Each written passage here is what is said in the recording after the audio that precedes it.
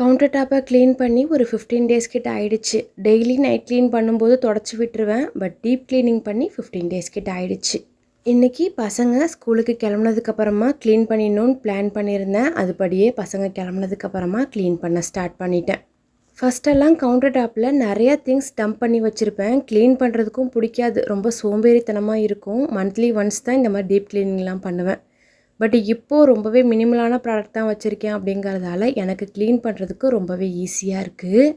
Counter top பக்கத்துலேயே வால் shelf இருந்தது அப்படின்னா கவுண்டர் டாப்பில் எந்த திங்ஸுமே வைக்கக்கூடாது அப்படின்னு தான் பிளான் பண்ணியிருந்தேன். பட் இங்கே ஷெல்ஃப் எதுவும் இல்லை அப்படிங்கிறதால எனக்கு டெய்லி யூஸ் பண்ணுற திங்ஸ் மட்டும் கவுண்டர் டாப்பில் வச்சுருக்கேன். கவுண்டர் டாப்பில் வச்சுருக்க திங்ஸ் பார்த்தீங்கன்னா ஆயில் பாட்டில்ஸ் எல்லாம் வச்சுருப்பேன். நாட்டு சக்கரை, சுகர், காஃபி பவுடர், அப்புறம் 2 வகையான சால்ட். இது மட்டும்தான் என்னோடய கவுண்டர் டாப்பில் இருக்கும். மற்ற எந்த திங்ஸையும் வச்சு டம்ப் பண்ணல. ஏன்னா இதெல்லாம் ரெகுலராக யூஸ் பண்ணுற ப்ராடக்ட் அப்படிங்கிறதால பக்கத்துலேயே வச்சுட்டேன். இதை க்ளீன் பண்ணி முடிக்க எனக்கு ஒரு 30 மினிட்ஸ் கூட ஆகலை. ஃபைனலாக கவுண்டர் டாப்போட லுக் எப்படி இருக்குன்றதை லாஸ்ட்டில் கொடுத்துருக்கேன். எப்படி இருக்குன்னு பார்த்துட்டு கமெண்ட் பண்ணுங்கள்.